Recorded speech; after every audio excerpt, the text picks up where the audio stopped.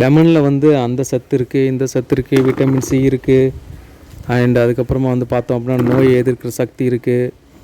And கிருமி நாசினி, இந்த மாதிரி நிறையா வந்து விளம்பரம்லாம் நம்ம பார்க்குறோம். அதை டிமாண்டும் கிரியேட் ஆகுது. ஆனால் இவங்க சொல்கிற எல்லா சத்துக்களும் எல்லா நன்மைகளும் உண்மை தான். நம்ம வீட்டில் இந்த மாதிரி ஒரு லெமன் வந்து காய்ச்சிட்ருக்கு, நல்ல குவாலிட்டியான லெமன்.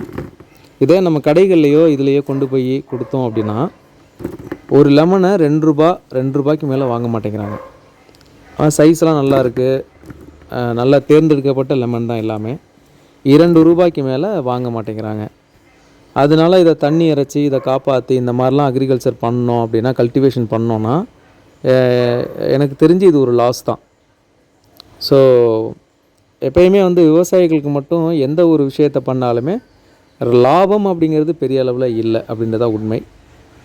இப்போ நம்ம வந்து ஒரு 100 காய் கொடுக்க போகிறோம், இது மூலமாக ₹200 கிடைக்க வாய்ப்பு இருக்குது. இது மூலமாக வெரி மச் டிசப்பாயிண்டட் தான்.